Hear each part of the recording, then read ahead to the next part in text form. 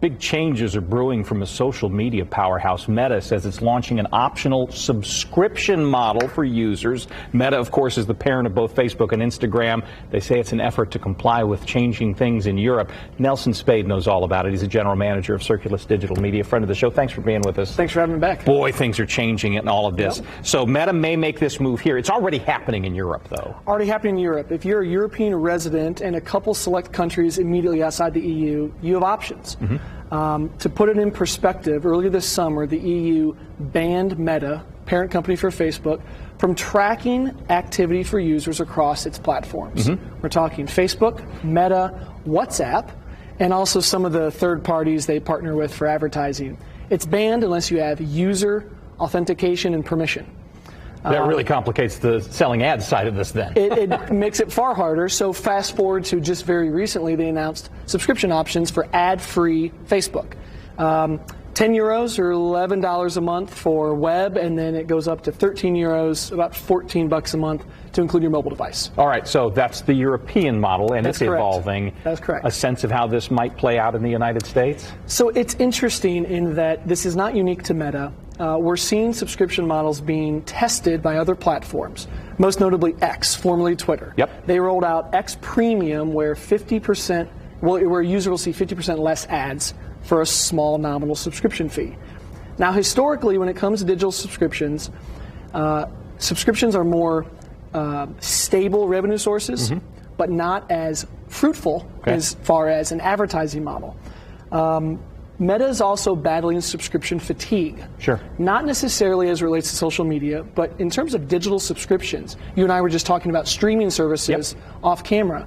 Users are paring down the number of accounts they're willing to pay for from a streaming subscription perspective. Sure.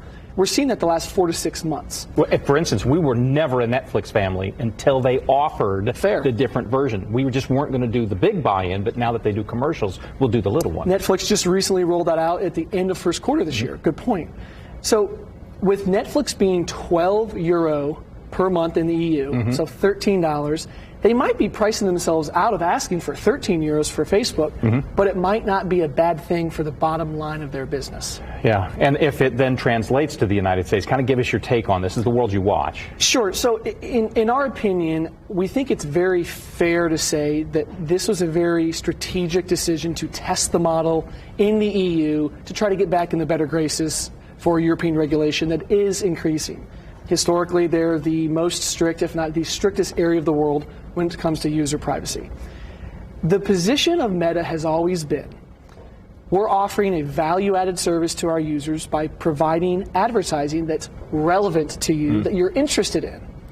A running joke we have at Circulus Digital Media is if you want to know what someone's into, what they're interested in, scroll through their Facebook feed. Sure. Because you'll know exactly what they like. The tone of Meta's subscription announcement is clear that they do not have any plans as of this moment to roll this out to the United States, and that they're very much committed to an ad-supported internet. From a business perspective, the most recent, I looked this up, the most recent statistics from Statista.com is that per month, a Facebook user in the United States makes Facebook $18 a month. A user? A user. You, me, we'd be $36.